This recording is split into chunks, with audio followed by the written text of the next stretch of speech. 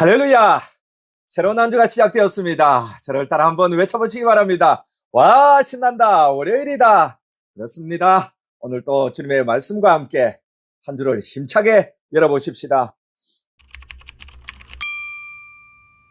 오늘 함께 보실 하나님의 말씀은 마태복음 11장 20절부터 24절까지입니다.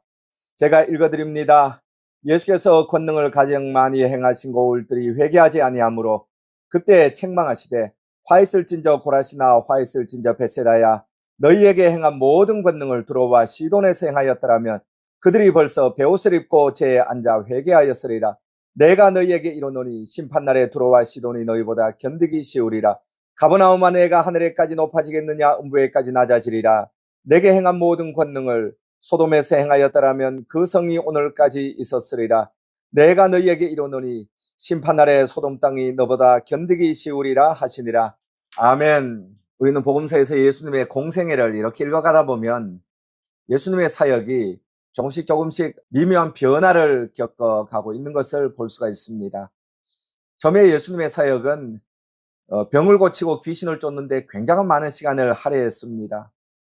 그것도 그럴 것이 나사렛 시골에 살던 한 청년이 나와서 외치는데 도대체 이 사람이 누군가 사람들은 알 수가 없습니다. 그리고 관심도 없습니다.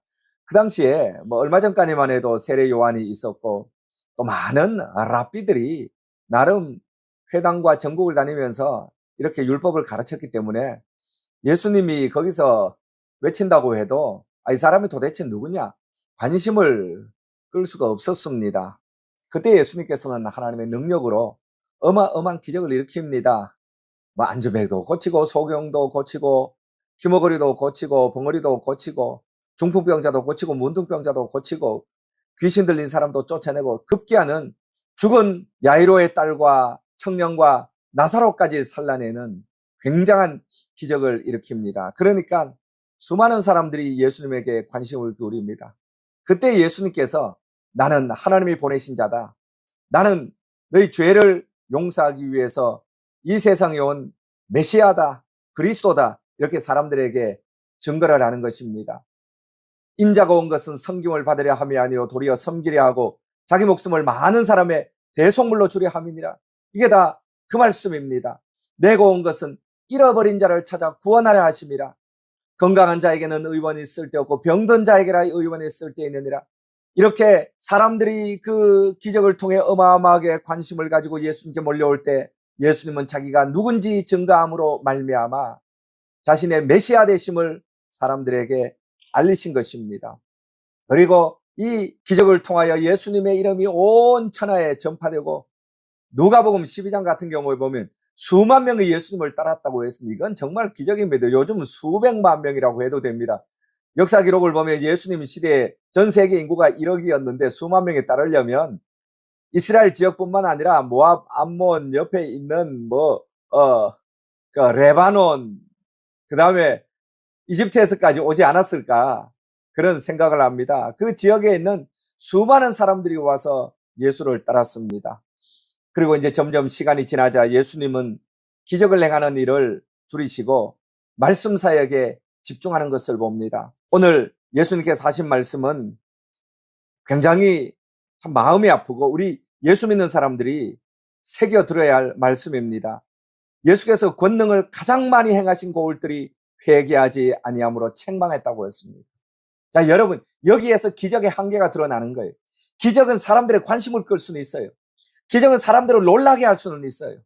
기적은 예수님에게 주목을 집중하도록 만들 수는 있습니다. 그러나 그 기적이 사람을 회개시키지는 못한다는 것을 우리는 여기서 볼 수가 있습니다. 미국이나 남미나 한국도 그렇습니다만 병을 고친다, 기적을 행한다고 하면 사람들이 굉장히 많이 몰려갑니다. 병든 사람이요, 자기 병만 나으면 된다는 그런 생각밖에 없잖아요. 그러게 가서 병 고침을 보고 신기해서 그 사람에게로 몰려가지만 몰려가서 병 고침을 보고 기적을 보고 말씀을 들었다고 해서 그 사람이 회개하는 것은 아니에요. 권능을 가장 많이 행하신 고울이 회개하지 않았다고 했습니다. 그러므로 우리는 하나님 말씀에서 분명히 깨닫는 것은 기적은 사람을 놀라게는 하지만 기적이 사람을 회개해서 참 그리스도인을 만드는 데는 한계가 있다는 것을 우리가 여기서 배우는 것입니다. 화 있을진저 고라시나 화 있을진저 베세다야 너희에게 행한 모든 권능을 두로와 시돈에서 행하였더라면 그들이 벌써 베옷을 입고 죄에 앉아 회개하였으리라. 두로와 시돈은 이방인이잖아요. 예수님이 이것은 비유로 말씀을 하신 것입니다. 속상해서 그렇습니다. 내가 내 백성에게 이런 기적을 행했는데 회개하지 않는다. 차라리 이방인들이라도 율법을 하나도 모르고 하나님에 대한 선 지식이 없는 자들이라도 이런 기적을 봤으면 회개하리라. 그러면서 기적을 보고 회개하지 않은 자기 백성들을 책망을 하고 있는 것입니다. 그리고 가버나움아 내가 하늘에까지 높아지겠느냐 음부까지 낮아지리라. 내게 행한 모든 권능을 소돔에서 행했더라면 그 성이 오늘까지 회개하고 오늘까지 있었으리라. 이렇게 말씀을 합니다. 소돔 땅은 가장 역사상 악한 땅이었잖아요. 부패한 땅이었잖아요. 그런데 그 땅에 가서 이런 기적을 행했더라면 그 땅이 회개했을 것이다. 이건 뭐 그 땅이 회개했다는 말이 아니고 예수님께서 가버나움 땅에 대해서 그렇게 속상하고 실망을 많이 했다는 것입니다. 그러므로 여러분, 기적은 반드시 있습니다. 우리가 예수를 믿으면서 기적을 경험할 때가 있어요. 그러나 기적의 정의를 분명히 해야 돼요. 기적은 일상적인 것이 아니기 때문에 기적입니다. 여러분 이걸 꼭 기억하세요. 기적은 일생에 한두 번밖에 경험하지 못한 것이기 때문에 기적이에요. 제가 류마티스 관절염 걸려서 20대 초반에 병신이 되었다가 제가 병원에서 약을 한 주먹씩 먹고 못 고쳤는데 주님의 은혜로 고침을 받았어요. 와라바시처럼 나무젓가락처럼 뻣뻣하게 걸어다니던 인생이 완전히 건강한 인생이 되었습니다. 그런다고 해서 그런 기적이 제가 아플 때마다 나타나면 그건 기적이 아니에요. 하나님은 우리가 아플 때 병을 고치라고 좋은 의원들, 병원들을 주셨어요. 거기에 가서 치료를 받는 게 절대로 믿음이 없는 것이 아닙니다. 그건 하나님이 이 땅에 주신 상식적인 치료 방법입니다. 그러나 어떤 경우에는 하나님이 기적적으로 우리를 고쳐줄 때가 있어요. 죽는다고 했는데 살아나는 경우가 있습니다. 사방이 깜깜하게 막혔는데 기적적으로 길이 열리는 그런 경우가 있다는 거예요. 그러나 그것을 경험하고 그것을 자랑하며 간증하면서 이런 기적을 경험했습니다. 그런 사람이라고 해서 기적을 경험하지 못한 평범한 사람보다 믿음이 더 좋거나 예수를 더 잘 믿는 것은 아니라는 거예요. 그렇게 간증을 하고 다니면서도 속에는 예수가 없고 자기가 그런 걸 자랑하기 위해서 또 간증하면서 돈 벌기 위해서 다니는 사람이 얼마든지 있을 수 있다는 것입니다. 오늘 예수님께서 하신 말씀은 기적을 쫓아가지 말라는 거예요. 기적만 바라는 인생을 살지 말라는 거예요. 로마서 10장 17절에 분명히 말씀합니다. 믿음은 들음에서 나며 들음은 그리스도의 말씀으로 말미암느니라. 그리고 요한복음 같은 경우에는 1장부터 12장까지는 군중을 행해서 기적도 행하고 놀라운 역사를 했지만 13장부터 21절까지는 일주일밖에 안 되는데 제자들을 모아놓고 심각하게 친히 자세하게 말씀을 전한 것을 알 수가 있습니다.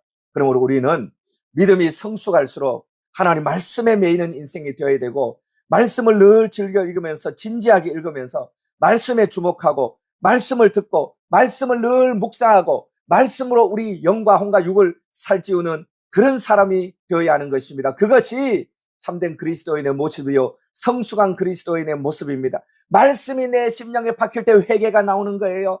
말씀이 내 심령에 깨달아질 때 우리가 예수를 주로 고백하고 십자가만 붙들고 구원을 얻게 되는 것입니다. 그러므로 우리는 기적만 따라다가 이런 책망을 받는 어리석은 사람, 버림받은 사람 되지 말고 하나님 말씀을 붙들고 말씀 안에 기초를 내리고 말씀 안에 회개하고 예수 십자가만 붙들어서 천국까지 승리하는 일천번째 하박의 성도님들 되시기를 예수님 이름으로 축원합니다. 기도하겠습니다. 살아계신 하나님 아버지, 기적은 신기한 것입니다. 기적은 볼수록 놀랍습니다. 오늘 또 기적을 행한다고 하면 사람들이 구름대처럼 모여듭니다. 그리고 기적을 경험했다는 사람들이 이 교회 저 교회 다니면서 간증을 합니다. 그러나 우리가 하나님 말씀에서 분명히 알 수 있는 것은 기적은 우리를 그리스도인으로 만드는데 한계가 있을 뿐 아니라 기적을 경험했다고 회개하는 것도 아니라는 것입니다. 기적을 경험하고도 버림받을 수 있다는 것입니다. 그러므로 불나방처럼 기적을 쫓아다니고 기적만 바라고 기적을 경험한 간증을 하는 것에 관심을 기울이는 우리의 지나치게 초보적이고 유치한 신앙을 십자가에 못 박아주시고 이제는 성숙해서 하나님의 말씀으로 나가는 신앙을 주시옵소서. 말씀의 귀를 기울이게 하시고 말씀을 읽는 것이 우리 인생의 행복이 되게 하시고 말씀이 내 귀에 들리고 말씀을 듣고 회개하는 것이 가장 큰 축복임을 알게 하여 주시고 말씀을 마음에 새기고 말씀을 묵상하고 말씀으로 인하여 행복하고 말씀대로 순종하는 것이 인생의 가장 큰 복임을 알게 하여 주옵소서. 말씀 속에서 예수를 발견하고 말씀 속에서 십자가를 붙들고 나를 구원할 능력은 예수 그리스도의 십자가 외에는 없다는 것을 심각하게 깨닫고 고백하면서 예수 십자가만 붙들고 천국까지 승리하여 천국문에서 주님의 영접을 받는 모든 하박이 가족들 되게 하여 주옵소서. 감사드리며 우리 주 예수 그리스도 이름으로 기도드리옵나이다. 아멘.